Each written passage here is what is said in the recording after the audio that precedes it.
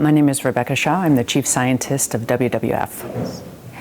My expectation for the Global Assessment Report is that it will, for the second time, clearly delineate the importance of nature to people and our thriving humanity. So the first time was the Millennium Ecosystem Assessment. This is the second big assessment, now 14 years later, that really lays out at a global scale why it's important for us to stop the loss and degradation of nature and why it's important for our health and for our economies.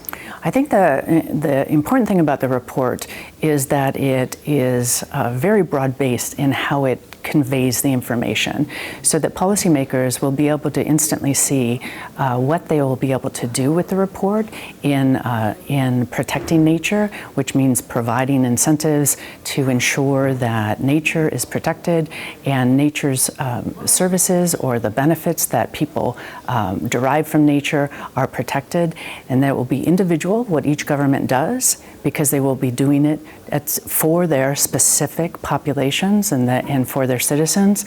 But it will be very important that there is a systematic review in each country for how you protect your water supply, how you ensure clean air, how you ensure an abundant food supply and productivity in the development of the continued development of and continued economic development. The private sector, both finance and other types of companies, particularly food companies and agricultural companies, are incredibly important in the solutions that address this global assessment.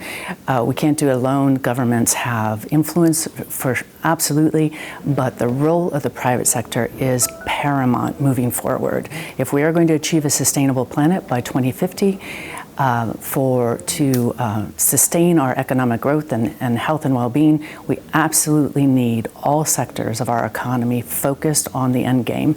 And that means that the finance is going to have to be there, and the incentives are going to have to be there from governments, and certainly the private sector is going to have to adopt and incorporate the findings from this assessment into their operations so that we have a sustainable whole planet by 2050. Right.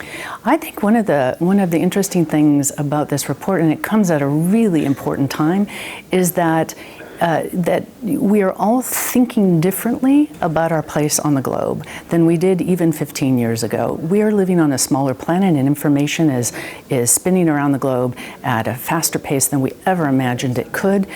I think that individuals reading this report will understand, because they're so much better informed than they ever had been. They'll understand the connections of nature to a stable climate, the connections of nature and the health of nature to the food supply, and the connections of nature to then economic and well-being. So everyone's going to see something different in the report. My guess is this will add to the bulk of information that people have been gathering to say we need to do things fundamentally differently, whether it's to reduce greenhouse gas emissions by driving less, whether it's to change your diet to make sure that you're being a good global citizen and using resources efficiently, or whether you're supporting your local policymaker to make the right decisions on behalf of your community. I think many citizens will see themselves and what they can do in this report.